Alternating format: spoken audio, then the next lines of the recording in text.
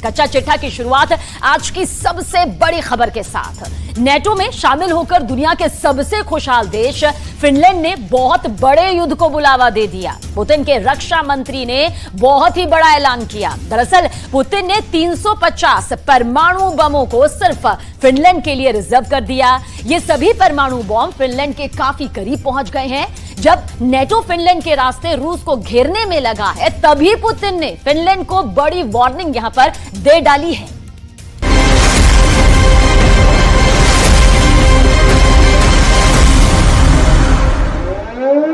Helsinki, Finland. Tampere, Finland.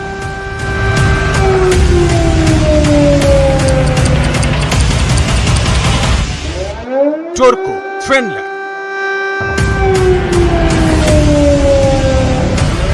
Lappeenranta, Finland. Mariehamn, Finland.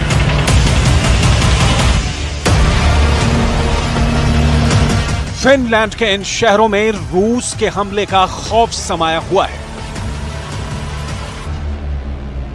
सिर्फ इन शहरों में ही क्यों, पूरे फिनलैंड में रूस से दो हाथ करने की तैयारी हो रही है। सड़क से लेकर बड़ी बड़ी इमारतों में रूस के हमलों का कैसे मुकाबला करना है, इसकी ट्रेनिंग चल रही है।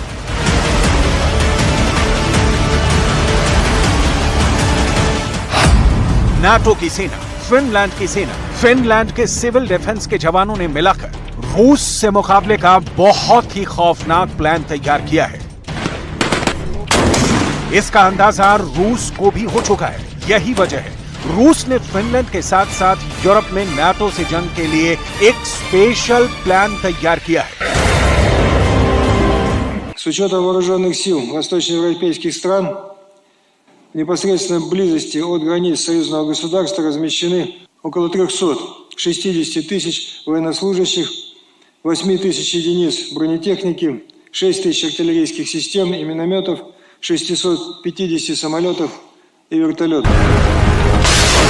रूस के रक्षा मंत्री सर्गेई शोइगु ने रक्षा मंत्रालय के गवर्निंग बोर्ड को बताया कि फिनलैंड के नाटो में शामिल होने के बाद रूस अपनी पश्चिमी सीमाओं पर सेना की तैनाती और बढ़ाने जा रहा है। फिनलैंड के नाटो सदस्य बनने के बाद रूस और नाटो के बीच बॉर्डर की लंबाई दोगुनी हो गई है। रूस यूक्रेन युद्ध का दायरा बढ़ता जा रहा है।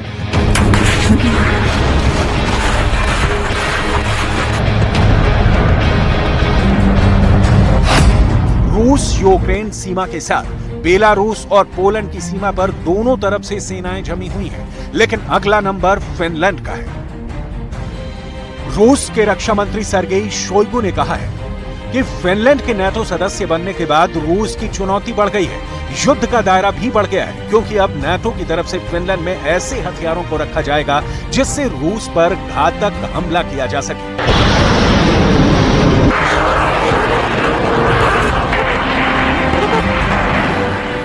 Безопасности Российской Федерации возросли кратно. Серьезным дестабилизирующим фактором является вступление в НАТО Финляндии и в перспективе Швеции. После присоединения Хельсинки к Альянсу сухопутная граница России со странами блока увеличилась почти в 2 раза. На финской территории вероятно размещение дополнительных воинских контингентов и ударных вооружений НАТО, способных на значительную глубину поражать критически важные объекты на северо-западе России. रूस के पड़ोसी फिनलैंड में नाटो की सेना जमा हो रही है। फिनलैंड की सुरक्षा के लिए नाटो के टैंक फिनलैंड पहुंचेंगे। नाटो की घातक मिसाइलें रूस की सीमा के करीब लगाने के लिए फिनलैंड आएंगी। नाटो के लड़ाकू विमान फिनलैंड में लैंड होंगे। रूस को नजर में रखकर नाटो फिनलैंड में अपने हथियारों का नया गोदाम बनाएगा, जहां रखे एक हथियारों पर पुतिन की सेना का नाम होगा। यही वजह है कि रूस की सेना भी अपनी नजर फिनलैंड की सीमा की ओर कर रखी है। फिनलैंड के नाटो में शामिल होने के बाद रूस अपनी पश्चिमी सीमा पर लगातार मिलिट्री यूनिट बढ़ाता जा रहा है। फिनलैंड के बॉर्डर पर रूस की बटालियन 24/7 चौकन्ना रहती है, क्योंकि रूस को अंदाजा हो चला है कि फिनलैंड की सीमा पर नाटो से दो हाथ कभी भी करना पड़ सकता है।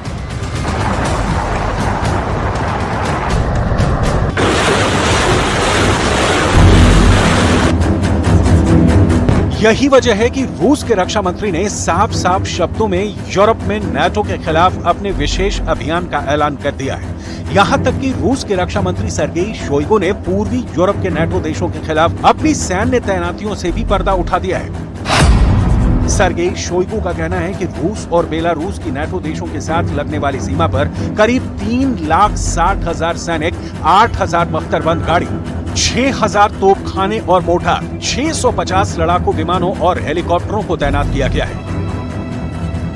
सवाल है 31 देशों से अब कैसे लड़ेंगे पुतिन? क्या होगा जब एक साथ 31 देश और रूस पर धावा बोल देंगे? क्या पुतिन के परमाणु बम फोड़ने का टाइम आ गया है? क्योंकि फिनलैंड के नाटो में शामिल होने के बाद रूस का परमाणु गोदाम अब सीधे नाटो के निशाने पर आ गया है। फिनलैंड 1340 किलोमीटर लंबा बॉर्डर रूस के साथ साझा करता है, जिससे अब नाटो देश रूस की सीमा तक पहुंच गए हैं। अब नाटो देशों की रूस से सटी हुई सीमा दोगुनी हो गई है। रूस 20,000 किलोमीटर से भी लंबी जमीनी सीमा रेखा 14 पड़ोसी देशों के साथ साझा करता है। 20,000 किलोमीटर में पहले करीब 1,215 किलोमीटर सीमा रूस नाटो देशों के साथ साझा करता था, जो कि अमेरिका, नॉर्वे, एस्टोनिया, लातविया और लिथुआनिया से मिलती थी। अब 1340 किलोमीटर लंबी सीमा के जुड़ने से रूस की नाटो देशों के साथ साझा करने वाली सीमा की लंबाई 2,555 किलोमीटर हो गई है। फिनलैंड के बॉर्डर पर रूस के न्यूक्लियर बॉम्बर दिख चुके हैं। रूस के ये ऐसे बॉम्बर हैं जो आसमान के रास्ते परमाणु हथियार ले जाने में सक्षम हैं। तस्वीरों के सामने आने के बाद फिनलैंड पर रूस के खतरे की खबरें पूरी दुनिया में फैल गईं। अब आगे बढ़ें और नाटो के खिलाफ रूस के न्यूक्लियर ऑपरेशन की तैयारियों को दिखाएं। उससे पहले नाटो को लेकर पुतिन का मूड क्यों खराब हो गया है, इसे जान लीजिए। पूर्वी यूरोप में नाटो की सेना की तादाद लगातार बढ़ती चली जा रही है। यूक्रेन युद्ध के बाद से पूर्वी यूरोप में नाटो की मौजूदगी 2.5 गुना बढ़ गई है। रूस की खुफिया एजेंसियों के मुताबिक पूर्वी यूरोप में अभी नाटो के 30,000 सैनिक तैनात हैं। यही वजह है कि रूस नाटो देशों से लगने वाली सीमा पर चौकसी बढ़ा रहा है। रूस को आशंका है कि फिनलैंड में नाटो परमाणु हथियारों को भी तैनात करने वाला है। यही वजह है कि पश्चिमी मीडिया का दावा है कि पुतिन ने 350 परमाणु बमों को सिर्फ फिनलैंड के लिए रिजर्व कर दिया है। ऐसे में बड़ा सवाल यह है कि फिनलैंड के पूरब में कितने प्रलयंकारी परमाणु बम हमले के लिए तैयार है। फिनलैंड के पूरब में रूस की न्यूक्लियर फोर्स कितने और परमाणु बम पहुंचा रही है। फिनलैंड की सीमा से सटे मौजूद रूस का परमाणु गोदाम अभी कितना भरा हुआ है। फिनलैंड के पड़ोस के समंदर में रूस के परमाणु हथियारों की गश्ती क्यों बढ़ गई है? क्या फिनलैंड में समंदर के रास्ते परमाणु सुनामी आने वाली है? फेडरेशन ऑफ अमेरिकन साइंटिस्ट की एक हालिया रिपोर्ट बताती है कि फिनलैंड के पास मौजूद कोला प्रायद्वीप में रूस ने पनडुब्बियों पर तैनात 350 परमाणु बम लगा रखे हैं। सभी परमाणु बम 150 किलोटन की ताकत के हैं। यानी कोला प्रायद्वीप में मौजूद रूस के एक परमाणु बम हिरोशिमा पर गिरे बम से 10 गुना अधिक शक्तिशाली है।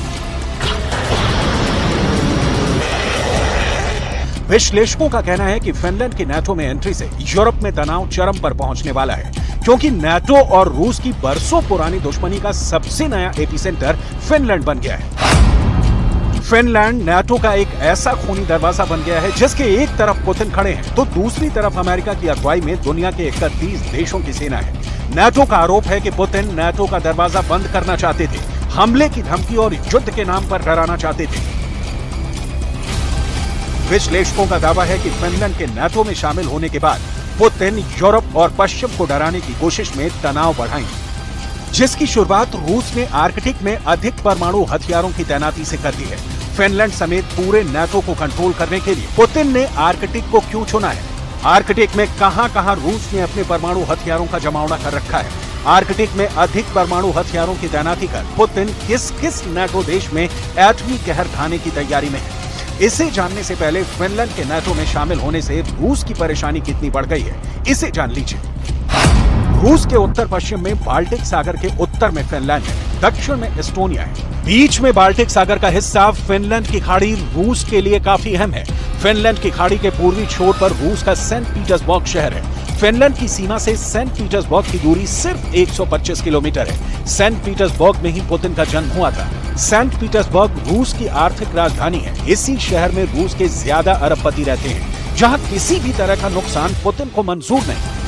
साफ है, फिनलैंड के नाटो में शामिल होने के बाद अब बाल्टिक सागर के रास्ते नाटो को अब न केवल रूस के सेंट पीटर्सबर्ग तक पहुंचने का रास्ता मिल गया है, बल्कि रूस के कोला प्रायद्वीप तक पहुंच भी आसान हो गई है, जो रूस का चलता फिरता परमाणु बेस है। कहा जाता है कि यहाँ पुतिन ने पनडुब्बियों में तैरते एटम बम लगा रखे हैं, जो समंदर के अंदर से निकलकर दुनिया के किसी भी हिस्से को खाक में मिला सकते हैं।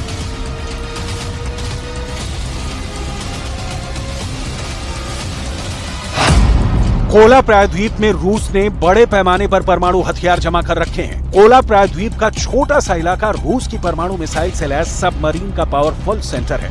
यहीं से आर्कटिक की गश्त भी की जाती है। यही वजह है कि अब रूस के रक्षा मंत्री ने दावा किया है कि रूस ने यूरोप में नाटो से भिड़ने की पूरी तैयारी कर ली है।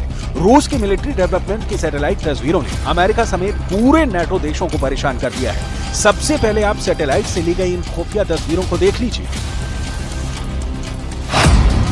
खुफिया तस्वीर नंबर 1, खुफिया तस्वीर नंबर 2, खुफिया तस्वीर नंबर 3, खुफिया तस्वीर नंबर 4, खुफिया तस्वीर नंबर 5, खुफिया तस्वीर नंबर 6, खुफिया तस्वीर नंबर 7, खुफिया तस्वीर नंबर 8।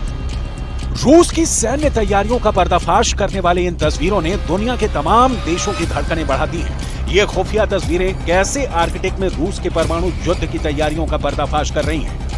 इसी मकसद में रूस ने फिनलैंड की सीमा से करीब 160 किलोमीटर दूर उत्तर पश्चिम रूस में ओलेनोगॉर्स्क में लगातार रेडार स्टेशनों को बढ़ा रहा है। ये रेडार फिनलैंड और नॉर्वे की सीमा से 400 किलोमीटर दूर बैरेंट्स सागर के तट पर पश्चिमी रूसी शहर ओस्ट्रोवनाय में भी बनाए जा रहे हैं। इसी तरह का निर्माण आर्कटिक सर्कल के ऊपर रूस के उत्तरी तट के करीब वोरकोटा में एक बेस पर किया जा रहा है। रेडार सिस्टम का विकास रूस के उत्तर पूर्व में टेक्सी एयर डिफेंस साइट पर भी किया गया है। इसी तरह रूस की सेना आर्कटिक महासागर के द्वीप में मौजूद रूस की सबसे उत्तरी सैन्य ठिकाना नगर्स्को हवाई अड्डे पर रनवे में सुधार कर रहा है।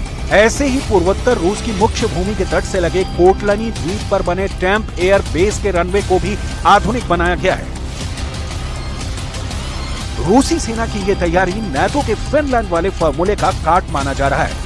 पुतिन की ये तैयारी पुतिन के भविष्य वाले वॉर प्लान का संकेत दे रही है। नाटो के खिलाफ ये रूस का नया कॉन्फिडेंस है, ऐसा आत्मविश्वास जो उसे यूक्रेन के बाद दूसरे युद्ध के लिए तैयार कर रहा है। ऐसे में सवाल है कि क्या यूक्रेन के बाद अब फिनलैंड का नंबर है, जिसकी धरती पर धावा बोलकर पुतिन सीधे नाटो के घमंड को चकनाचूर करने की तैयारी में है।